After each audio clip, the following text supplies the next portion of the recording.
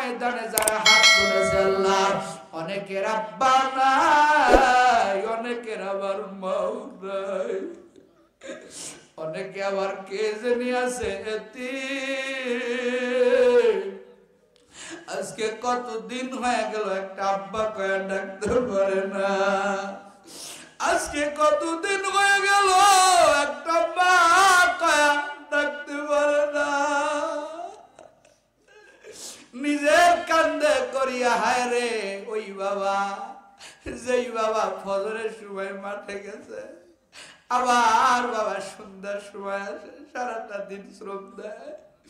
যদি প্রশ্ন করা হয় তুমি এত কেন খাটো, বলে আমার সন্তানের জন্য।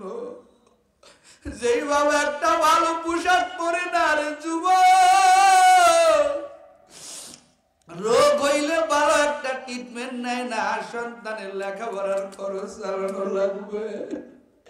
ঈদের দিনে বাবা সন্তানের জন্য মার্কেট করে, নিজের একটা জামা পর্যন্ত কেনে না।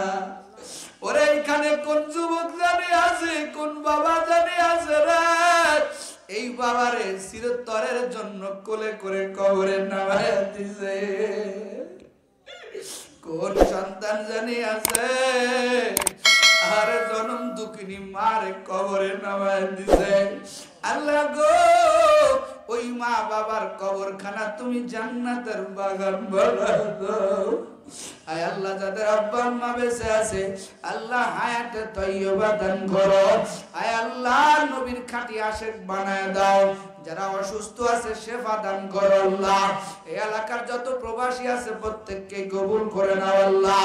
বিশেষ করে যুবকদেরকে কবুল করে নাও আল্লাহ। ইসলামের দায়ী বানাইয়া দাও, ওমরের মতো বানাইয়া দাও আল্লাহ। বাংলাদেশ শান্তির জমিন বানায় দাও, স্বৈরাচার মুক্ত করে দাও, সমস্ত নাস্তিককে দূর করিয়া দাও, কোরআনের শাসন কায়েম ব্যবস্থা করে দাও। রাসূলের খাতিরে আজকের দোয়া মুনাজাত তুমি কবুল করে নাও। সাল্লাল্লাহু তাআলা আলা খায়রি খালকিহি মুহাম্মাদ ওয়া আলা আলিহি ওয়া সাহবিহি আজমাইন। আমিন আমিন আমিন। ওয়ারহামনা মাআহুম বিরহমাতিকা